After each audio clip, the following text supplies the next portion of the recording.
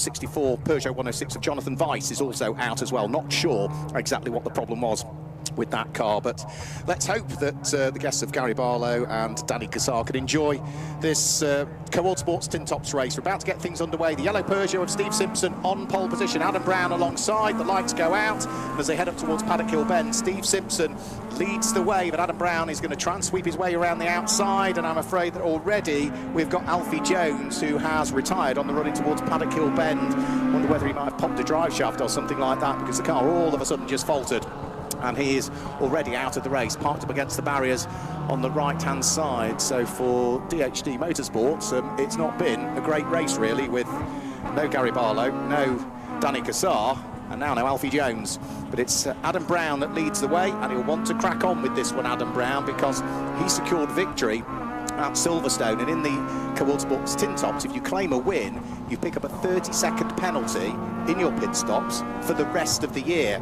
So Adam Jones has a 30-second penalty because he won at Silverstone on the international circuit. Alfie Jones did have a 30-second penalty because he won last time out at Castle Combe, so he doesn't need to worry about that now. He's retired. And Sean Ely won at Cadwell Park, so he's got a 30-second penalty. But already, by the look of things, with that stricken car of Alfie Jones in a dangerous spot right on the approach towards Paddock Hill Bend, I think the safety car is being scrambled. So safety car out there on circuit, and that will be to get Alfie's car out of harm's way. He'll only need a straight tow, so it won't take long for the trackside recovery team to deal with it. But you can see, in fact, no, he's not parked up against the barriers. He's actually nosed into the barriers. But he was on the grass as though he looked everything was under control. So I wonder if there might have been a steering. No, he's in right at the sharp end, but that can't be for a mandatory pit stop because the pit window isn't open for another 3 and a bit minutes. No, he was very slow at the restart, and everyone was getting a little bit held up behind him. So there's obviously an issue as the team looked towards the left front. So maybe some issues there for the team to have a look at. As now the Puma goes down the inside line, so that's going to be the 110 machine of Gareth Cotgrove, who makes up a place, and he currently finds himself in the lead of the Puma Cup as well. So that puts the car between himself and his nearest rival at the minute, which is the 163 machine. So that's a good little bit of a buffer at this early stage of this 40-minute race. He'll try and pull the gap now on Luke Johnson. Yeah, so that is Catherine Henderson that he's now managed to get between himself and the next car in the Puma Cup. And now, unfortunately, Luke Johnson has also had another car wiggle its way through and has gone through. So that's now 2 Ford Fiestas between the car that's leading the Puma Cup and the car that's second in the Puma Cup as they come over the start-finish line now. Gareth Cotgrove, having got past Catherine Henderson through the twiddly parts, the extra power of her Ford Fiesta tells, and she is able to squeeze her way back through again once more. The best fight in the Puma Cup at the moment is probably for second, third and fourth, isn't it? Which is going to be the yellow and blue machine of Luke Johnson, followed by then the next car, which is going to be Ian Howard. And Ian Howard is coming under attack from the car that sits directly behind, which is going to be the white car with the checkers on the roof, which is going to be the next to the Ford Fiestas that's third in the class. Yeah, and all amongst that is going to be Nick Mellor, who's just rejoined from the pit lane as well, a lap down. So that Renault Clio just stays to one side by the looks of it. But yeah, great battle here with the Puma Cup and also a couple of the Fiestas in the mix as well. So they head their way down towards Surtees and in towards McLaren. Also a good battle on across the line now. I think that's for third place, isn't it? Yes, so Sean Ely now is very much under pressure as trying to go down the inside line is Gary Patworth. So we'll keep an eye on that, which heads its way up in towards the right-hander of Druid. And in fact, Sean Ely now has lost that place. Yep, Steve Patworth goes through, takes the place away from the Peugeot of Sean Ely, and we're side by side for the lead of the Puma Cup over the start-finish line, almost leaning on each other. Gareth Cotgrove desperate to try and hang on to the lead of the Puma Cup, and not quite able to wiggle his way through was Luke Johnson, but Luke might have another little nibble as they head uphill towards the braking area for Druids this time through. Is there a gap? No, Gareth Cotgrove covers it off, so nose to tail for the lead of the Puma Cup, and I think Luke Johnson might have just put the front bumper onto the rear bumper of Gareth Cotgrove there, but actually Luke Johnson was the one that became a little bit unsettled as a result of that. Yeah, definitely a little nudge, wasn't there, in towards Druids there. So as you rightly said, Luke Johnson does lose out. They've also got to deal with Mark Walton here in that Ford Fiesta, so the number 4 machine trying to get a bit of a wriggle on down the Cooper Straight, but can't quite get the way through there. But yeah, all these Fiestas now muscled in with the Pumas, so having a good battle in the class and also overall as well. And then the other two in there as well is going to be the shared car, the number 152 machine, which has been started by Nick Fulljames. That's a third of the Pumas you can see in shop, and then across the line in fourth in that class is the 196 machine, Ian Howard. So they are your four together. Well, I think Zach Bagwell's got through and ahead of Ian Howard, hasn't he? Because the silver car now is ahead of the yellow one. So yeah, Zach Bagwell's gone through, and Ian Howard, who was, I think he was fastest of the Puma Cup cars for a good chunk of qualifying and qualified on pole in the Puma Cup. He's now down to fifth in the Puma Cup in race conditions. So race hasn't quite worked out for him as he would have wished. Adam Brown still leading the way. Best lap of the race he set a couple of laps ago was 54 seconds exactly, 54.000 seconds. He leads by 2.5 seconds from Steve Simpson, but remember, our race leader is going to have to stop for an extra 30 seconds in the pits relative to that yellow Peugeot that's now in second place, and the pit window is now open. Yeah, and he's gaining the gap over the rest of the field, though, isn't he? 15 seconds clear now of Steve Patworth in third place. So that's a good buffer, which he'll be trying to hope that grows over the next 10 or so minutes as the Fiestas and Pumas, almost like their own Ford Championship, isn't it, as they come across the line. Down towards Paddock Hill Bend they go. Still at the head of that in the Puma class is the 110 machine of Gareth Cockgrove. He's still got that buffer of the Fiesta between himself and Luke Johnson as it stands, so they turn their way through Paddock Hill Bend as the 177 machine tries to escape all of this now. So Catherine Henderson in the red and black Fiesta, just a couple of cars up the road as it stands, as one of the Pumas unfortunately gets a little bit out of control there. That was Nick Fulljames, wasn't it? Yeah, right across the nose of Ian Howard, who unfortunately had to dive on the brakes to avoid clattering into the side of that Peugeot, and he's sideways again, Nick Fulljames, on the exit of Graham Hill Bend. So just struggling a little bit with rear grip on that car at this stage, and they need to be careful here because they're about to be lapped by Adam Brown, who's trying to squeeze his way at the inside of those Ford Fiestas as well, and just about avoids making contact with any of them. But Adam Brown keen to get on with it because he knows the task in hand is to try and build some sort of advantage to overcome the additional 30 seconds that he'll have to spend into the pits. Into the pit lane has come Alan Wiltshire, number 45, the wheel of his red Ford Fiesta. This will be for his mandatory pit stop. We've also got Luke Johnson in and Ian Howard in their respective Ford Pumas in the pit lane to serve their stops. Yep, so a few of them deciding to take that early, get it out the way, done and dusted, as again it gets quite tight up there towards the right-hander of Clearways as they all try and squeeze their way through in their respective battles for the time being. So onto the start-finish line we go once again. This is a bit of lappery for some of the quicker cars then as they head their way down towards Paddock Hill Bend. You've got in there at the minute Sean Ely. He is a little bit further back actually. Whereabouts is he on track? He's just turned his way, yeah, through Druid. So this is going to be actually for 5th, 6th and 7th place, isn't it? So the leader of those cars is the 420 machine of Kev Smith as he turns his way now down towards Graham Hill Bend, but as I said, doing a bit of lappery at the same time, so just trying to work out who is who in that one. But yeah, he's definitely clearing the 420 machine. I think the other two have pretty much got their way through as well. Involved in that is going to be the 98 machine of David Bellamy, and then also you've got the shared car of number 24, which has made its way through now as well, which is started by Danny Harrison, very shortly to be taken over from Michael Wheeler, who we briefly spoke to down there in the pit lane after jumping out of his McLaren 570S. And then we've got another dice going on here between the 44 and 40 machine. That's Matt Churton, who's trying to squeeze his way through here with a bit of traffic of Martin Jordan. Yeah, so wherever you look, there are some great little battles going on. We ought to say into the pit lane has come Steve Simpson. So the Peugeot 206 RC that was in second place overall in the race has now dived its way in towards the pit lane. So Dave Hutchinson is in the pit lane as well. We've seen him racing with his son in the CSCC tin tops in the past. We see less of Dave racing in this series now, but it's good to see him out at the wheel of the IT Cycle backed Honda, and he qualified 7th on the grid and will rejoin probably in the mid-teens, I would have thought, by the time he cycled through his pit stop. Remember, it is 1 minute and 30 seconds. The pits, you cannot be any shorter than that, and he's going to be well and truly the right side of it with 1 minute and 42 his pit stop, so that's a good pit stop. Yeah, 12 seconds over, which is always handy. Would have been probably ideal a little bit closer to 1 minute 30, but that's good news for that team as it heads back out. Adam Brown continues then to lead, 19 seconds now clear of the number 14 machine, so Steve Patworth is the man now up into second place, whilst Steve Simpson finds himself in the pits. The Peugeot now does head back out, so Steve Simpson is done, and hopefully for him that was good. Yeah, 1:34, so 4 seconds over, but that is a green tick from us.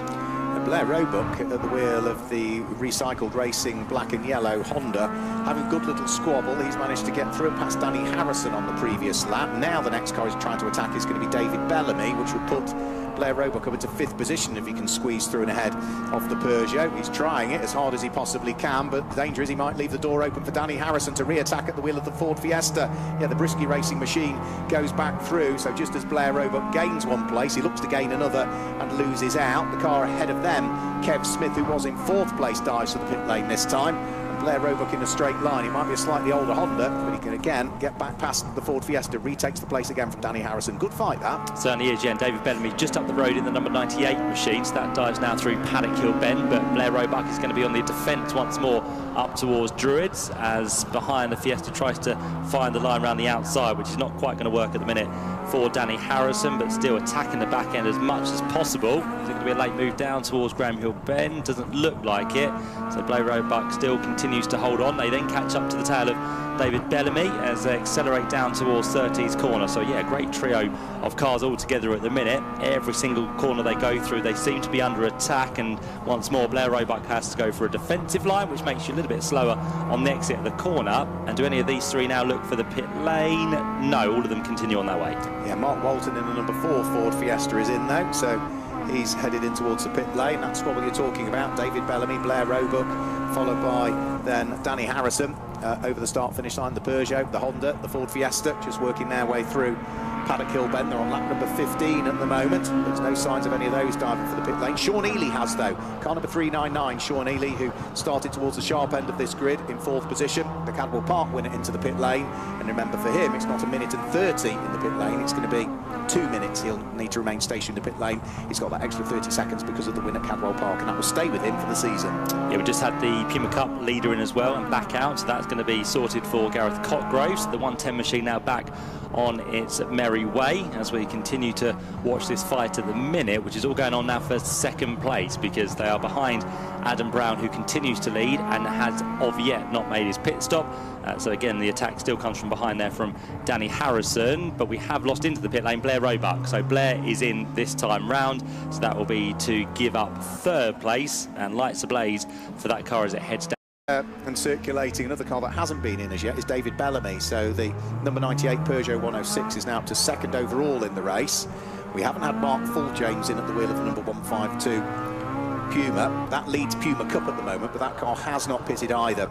He's running in 4th position, and I think he may well move up to 3rd at the time of this next lap, because Danny Harrison has come in at the wheel of the number 24 Ford Fiesta to hand it over to Michael Wheeler for part 2 of the race. And then the only other car that hasn't pitted as yet is number 99, I think, which is going to be the Josh and Ben Scott Renault Clio. I think other than that, everybody else has now cycled through their pit stops. In fact, David Bellamy does come in on this lap, so the Peugeot is in the pit lane, which leaves us only 3 cars to pit, one of which is Adam Brown, the race leader, who goes over the start-finish line now onto lap number 19.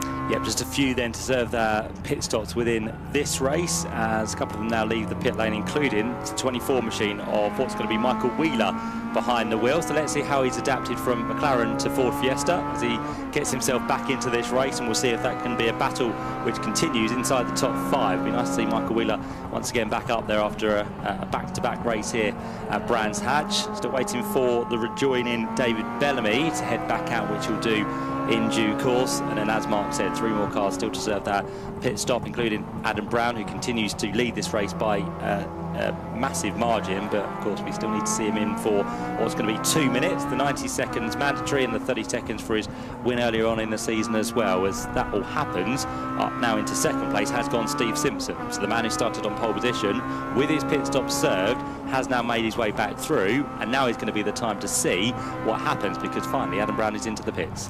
Yep, so Adam Brown dives to the pit lane. He was a lap and a bit ahead of Steve Simpson, but he really needs to be 2 laps ahead to keep on to the lead of this race. Ought to say we've also had Dave Hutchins retire. I think I saw his car retire down onto the inside of Paddock Hill Bend, where the old rallycross track used to be. So I think that's one car that's now disappearing down through the order. It certainly looked like his car, and he is, yeah, 10 places down from where he was on the previous lap, make that 11, yes, so I think it was his car that had retired. And so with Adam Brown in the pits, remember his pit stop needs to be 1 minute and 30 seconds plus the extra 30 for the win that he took at Silverstone on the national circuit. There's another car that looks as though it might be short on the pit stop, and that is car number 16, James Wilson, at the wheel of the MGZR. His is showing as only being 1 minute and 22 in the pit lane, so that would indicate that he is still sort of the best part of 7 3/4 seconds short on a pit stop. Yeah, very bizarre, isn't it? Whether there's some transponder issues, not too sure, but definitely all of those seem to be shorter than they should be. So we wait for what's going to be Steve Simpson to come through in the 62 car. He'll be through very shortly, and Adam Brown will then be heading back out of the pit lane. But where they are in respect to each other will be quite interesting, because Adam Brown has stayed out there. With that time he spent out there, did he do any quicker lap times? Was Steve Simpson held up with traffic? Was Adam Brown held up with traffic? These are the questions which will decide the race, with what's going to be 18.5 minutes to go. Yes, so Steve Simpson over the start-finish line. Adam Brown still stationary in the pit lane at the moment, with the clock still ticking away. So Steve Simpson in the number 62 yellow Peugeot 206 picks up the lead of the race. And then we'll see where Kev Smith comes through. Kev Smith at the wheel of the Honda, through and over the start-finish line now. That should put him second in the race, which it does. Through into third. Are we going to see Steve Papworth beat Adam Brown out of the pit lane? I'm not sure we are, because Adam Brown is about to leave the pit lane now, as the number 14 Honda of Steve Papworth comes over the start-finish line. So Adam Brown out onto the track in third place, but still trying to get up to speed. Steve Papworth is just going to be behind him as they head out of Paddock Hill Bend. So Adam Brown third in the race, following his pit stop with that extra time penalty for the win at Silverstone on the international circuit. Yeah, just wondering if there was a slight issue with the car for Adam Brown, because the team were pushing him away and it was kind of jolting, so whether a clutch issue or something with the starter. But yeah, Adam Brown definitely needed some help to get back into the action, but he has rejoined and his time was absolutely fine, wasn't it? Yeah, well over 2 minutes. 7 seconds longer than he needed to. Yeah, so yeah, he's maybe given that away, hasn't he? And now he's got to do the chasing to try and get past those two cars. We've got a car which is off in the gravel actually at Paddock Hill Bend as well, at the top of it. And yes, can't quite tell whom that might be. It's a Ford Fiesta and it's red, so I'm guessing number 53, Gareth Lehane. Oh, you're good at this, Mark, aren't you?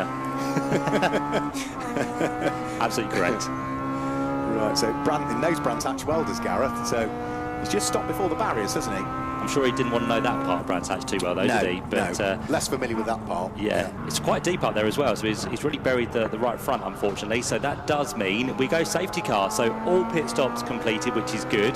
So we don't have kind of any insufficient people in wrong places. Good news for Adam Brown, because it was 28 seconds behind the leader. That now effectively will be eradicated. It will, but it depends where he is relative to the race leader. As the safety car managed to grab the race leader, it's waiting down at the exit of the back entrance to the Grand Prix area to pick up the race leader. The race leader is the number 62 Peugeot, and is there going to be a sufficient gap for him to squeeze his way out onto track? So there's another 3 or 4 cars, maybe half a dozen cars to come through before the safety car will work its way out onto circuit, and then it will wave past cars to make sure it's got the race leader behind it. So whilst we're under safety car, let me guide you through the order then for the Quad Sports Tin Tops and the Puma Cup. Car number 62, Steve Simpson, leads the way in the Peugeot. Second place, 420, the Honda of Kev Smith. Third place, number 1 of them, until you reach the control line. So through will go over the start-finish line. Stephen Simpson leading the way. Kev Smith is there in second place, but remember, he's got a huge time penalty over him. And did he just have his nose ahead of a car as they come over the start-finish line now? I think he might have. Very close, wasn't it? Yeah, so eager to get on with it, but of course, again, a bit like the pit stops, if you're a bit too eager, that can land you in some trouble and a penalty. So we'll see what happens there. Already with a penalty is the 420 machine of Kev Smith, as he now works his way through the traffic, but well on his way is going to be that of our race leader. So Steve Simpson turns his way through Graham Hill Bend.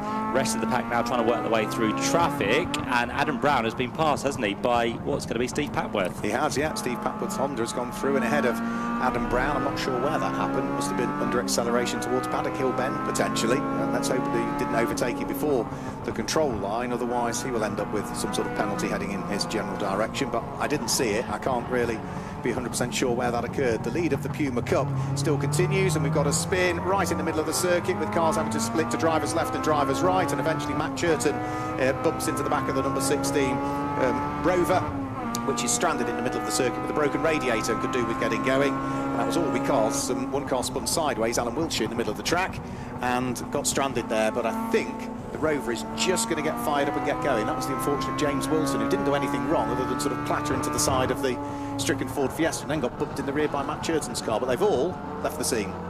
Yeah, concertina effect there, wasn't it? One hit and then didn't have anywhere really to go. So that was a shame for James Wilson as he gets now back into the race. But as you said, some broken radiator on that car, as the Peugeot also is coming across the line fairly slowly here as well. So that's going to be the car of 57, isn't it? So that's going to be now Clive Black behind the wheel, and that looks like it's got some smoke coming out the left rear, possibly the exhaust.